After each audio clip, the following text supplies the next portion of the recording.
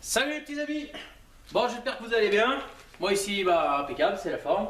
Alors aujourd'hui, je vous retrouve pour une petite vidéo particulière. On va pas rien fabriquer de spécial, mais je vais vous parler de cette bête là.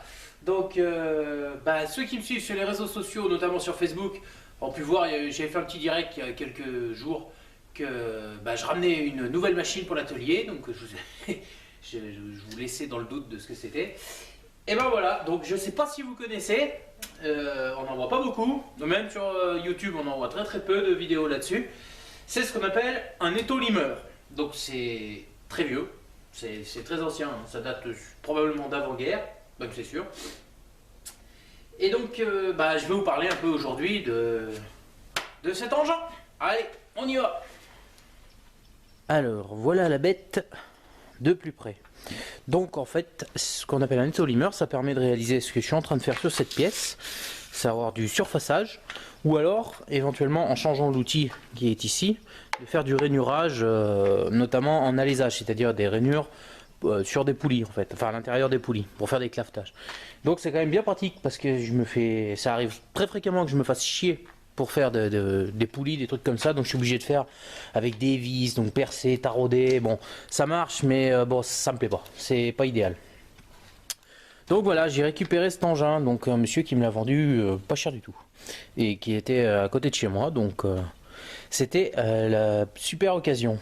Donc voilà, donc pour la petite histoire, c'est des étaux qui étaient assemblés par des élèves d'un lycée à côté de chez moi à Montluçon.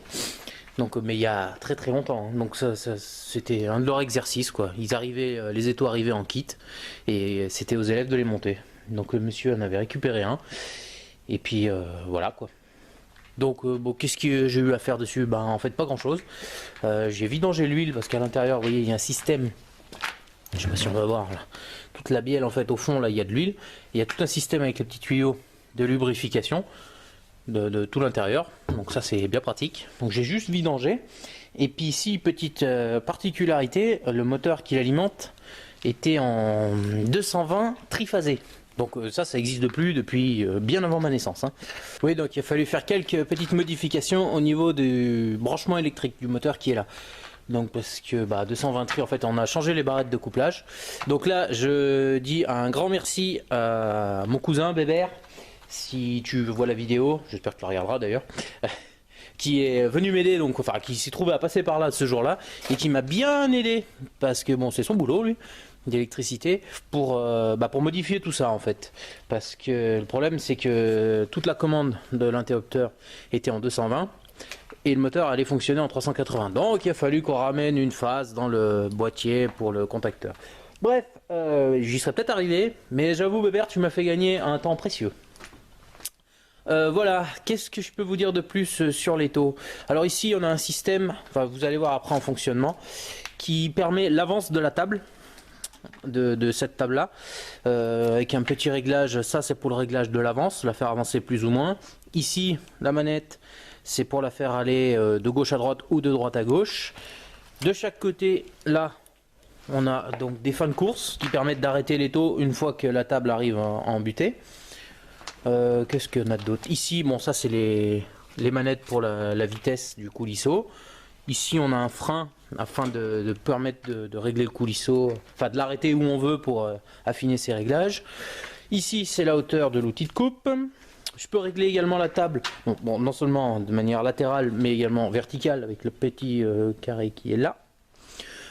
Et puis voilà, hein, ici j'ai un réglage d'angle pour l'outil de travail. Alors les outils c'est des outils de tour en fait, c'est des outils de coupe tout con qu'on utilise sur les tours. Alors par contre il faut éviter les outils au tungstène parce qu'effectivement comme vous allez voir l'outil travaille comme ça en aller-retour, le tungstène aime pas trop les chocs, donc bon il faut privilégier les outils en acier rapide.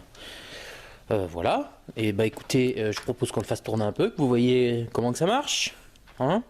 Allez, c'est parti. Donc voilà. Là, je suis en train de surfacer une pièce. Donc ça va m'être bien utile pour moi parce que justement, je travaille beaucoup avec de vieilles ferrailles que je récupère dans les ronces. Enfin, comme vous avez pu voir pour l'aspirateur, quoi. et du fois j'ai des aciers qui sont sacrément abîmés. Donc comme vous voyez, celui-là j'ai déjà fait une première passe, je suis en train de faire une passe de finition. Je vous montrerai l'autre face de l'autre côté et vous verrez que ça l'a quand même sacrément bien ramené. Donc voilà, on travaille par aller-retour. Je peux avec cette petite molette ici jouer sur la course du coulisseau. Et puis voilà quoi. Donc alors s'il y a des gens qui connaissent ces engins, qui ont l'habitude de travailler avec, si je fais des conneries, surtout soyez indulgents bien sûr, hein, parce que moi j'apprends tout seul. Donc dites-le moi, expliquez-moi qu'est-ce que je fais mal et comment je peux faire pour y remédier. Et s'il y a notamment des gens aussi qui savent affûter les barreaux HSS, là, les outils en acier rapide, je veux bien des conseils aussi parce que j'avoue je galère un petit peu quoi. Voilà.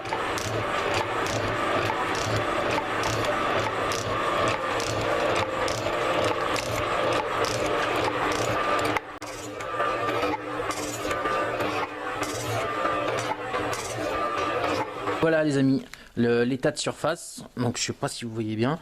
Donc bon, c'est pas de lisse hein, parce que bon, j'ai les passages d'outils quoi. À chaque fois ça laisse une toute petite rainure. Mais dites-vous bien que ça c'est après et avant c'était comme ça.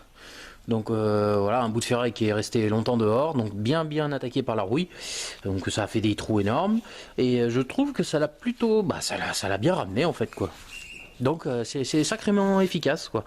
Alors c'est pas l'outil que je vais me servir tous les jours, ça c'est sûr, mais franchement pour le prix que je l'ai payé, même à la ferraille j'en tirerai plus dessous, donc non, je suis bien content de l'investissement.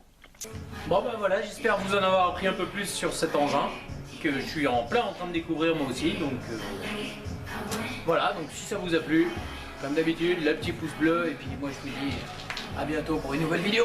Allez, ciao!